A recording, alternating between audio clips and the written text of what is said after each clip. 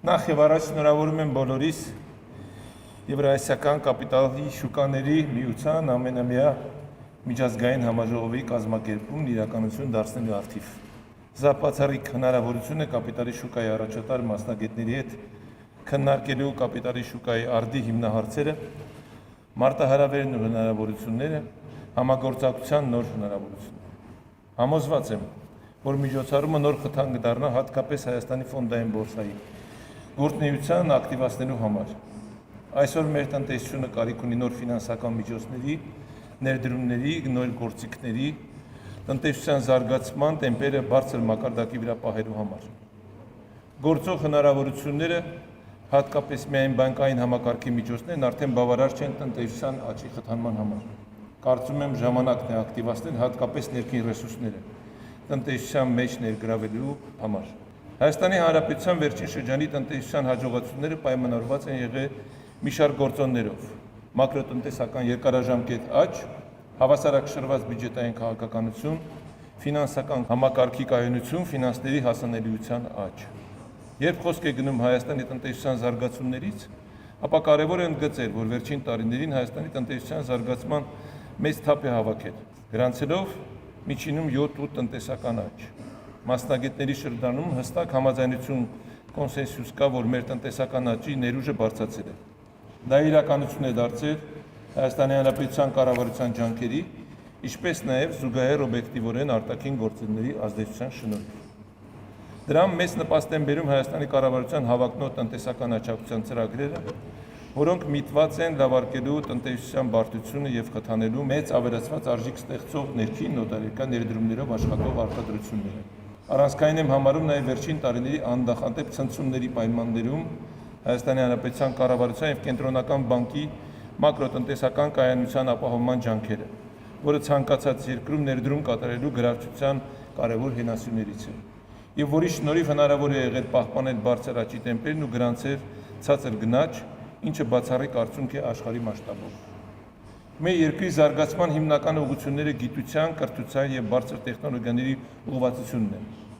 Հայաստանը նպատակադրել է զարգացնել այնպիսի տնտեսություն, որը մի կողմից աշխարհին կառաջարկի տեխնոլոգիական եւ նորարարական արտադրանք, իսկ մյուս կողմից մեծ թափով կառուցվող եւ արդիականացվող իր ենթակառուցվածքներով զգալիորեն կնպաստի տարածաշրջանի առևտրային հոսքեր սպասարկելու կարողությունների բարձրացման։ Մենք փորձում ենք տեղորոշվել աշխարհի տնտեսական քարտեզի վրա հիմնովին նոր գիտելիքահենք միջավայրի ձևավորման շնորհիվ, շեշտը դնելով կրթության, գիտության եւ հետազոտության վրա։ Որպես դրա վառ վկայություն, Հայաստանի կառավարությունն արդիականացնում է կրթական ենթակառուցվածքները դպրոցների եւ մանկապարտեզների շինարարությամբ եւ բարեփոխում կրթական համակարգի բոլոր օղակները, մեծացնելով կրթությանը եւ գիտությանը պետական բյուջեի հատկացումները։ Ուղղակի մի քանի թիվ։ Այսպես, եթե 2020 թվականին գիտության գծով ծախսերը կազմել են 13 միլիարդ դրամ, ապա 2024 թվականին այն կազմել է 32 միլիարդ կամ համախառն ներքին արդյունքի 1.1%-ը։ Կրթության գծով ծախսերը 2020 թվականին կազմել են 144 միլիարդ դրամ, իսկ 2024 թվականին 288 միլիարդ կամ համախառն ներքին արդյունքի 9%-ը։ Մեկնարկել է նաև բեկումնային նոր ակադեմիական քաղաքի կառուցման ծրագիրը, որը նպատակ ունի բարձրացնելու բարձրագույն կրթության որակը եւ ձևավորելու հետազոտությունների եւ մշակումների զարգացման էկոհամակարգը։ Հայաստանի բարձր տեխնոլոգիական արտոնաբերությունը, որը նորարարության առաջնագծում է, ճանապարհ է բացում դեպի համաշխարհային շուկաներ։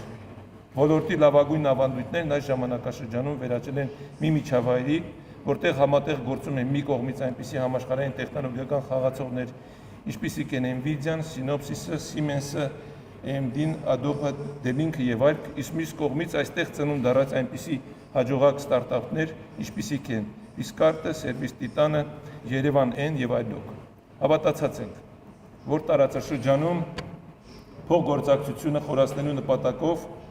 անհրաժեշտ է կենտրոնանալ ենթակառուցվածքային նախագծերի գործարկման եւ համագործակցության ուղղությամբ, ինչպիսիք են տրանսպորտային ցանցերը, էներգետիկ համակարգերը եւ հեռահաղորդակցությունը։ Լինելով արևմուտքի, արևելքի, հյուսիսի եւ հարավի երկրները կապող եզակի դիրք ունեցող ռազմավարական տարածաշրջանում, մենք նաեւ կարևորում ենք տարածաշրջանում երկարատև խաղաղության հաստատման անհրաժեշտությունը։ որի կարևոր նախապայմաններից են տարածաշրջանում հակամարտությունների հաղթահարումն ու հանգուցալուծումը։ Այս համատեքստում կարևորում ենք Ադրբեջանի եւ Հայաստանի միջև խաղաղության համաձայնագրի շուրջ ընթացող բանակցությունները, որի ավարտի մասին հայտարարվեց այս տարվա մարտին,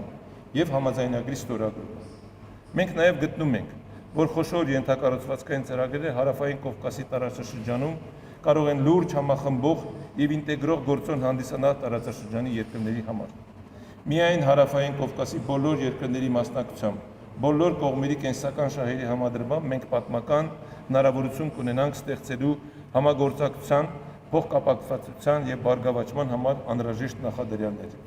Այս համատեքստում կցանկանայի նշել, որ մենք մեկնարկել ենք խաղաղության խաչմերուկի ռազմավարական նախաձեռնությունը, որը միտված է վերականգնելու համագործակցությունը տարածաշրջանում եւ ենթակառուցվածքներ ապաշրջափակելու միջոցով ակտիվացնելու տնտեսական, քաղաքական, մշակութային կապերը բոլոր երկրների միջև։ Այս ամենին մեծ թափ կարող է հաղորդել միայն արդար հասարակության ձևավորումը եւ այդ արժեքների տարածումը մեր տարածաշրջանում։ Վերջին տարիներին Հայաստանի առաջնահերթություններից է ժողովրդավարության եւ օրենքի գերակայության ամրապնդումը, արդարադատության ոլորտի բարեփոխումները, մարդու իրավունքների եւ հիմնարար ազատությունների պաշտպանությունը։ Մեծ թափով ձեռնամուխ ենք եղել արդարադատության լայնածավ բարեփոխումներ անելու գործին, համատարած վերափոխելով դատական համակարգը եւ կոռուպցիայի դեմ պայքարի ինստիտուցիոնալ համակարգը։ Վերը թվարկածը նպատակ ունի ներկայացնելու Հայաստանի Հանրապետության առաջնահերթությունները, քաղաքական եւ տնտեսական, որոնք ճանապարհ են հարթում եւ հարթելու են դեպի այնպիսի առաջադեմ միջավայր, որտեղ խաղաղ եւ բարգավաճող Հայաստանն ու Հարավային Կովկասն իրենց մեծ նպաստը կբերեն աշխարհի տնտեսական զարգացումներին, բնակչության բարեկեցության բարձրացմանը եւ գլոբալ մարտահրավերների հաղթահարմանը։ Մեկ անգամ եւս շնորհավորում եմ, ինչպես նաեւ Եվրոասիական կապիտալի շուկաների միության 30-ամյակի առթիվ։ Մաղթում եմ արգասաբեր աշխատանք։ Շնորհակալություն։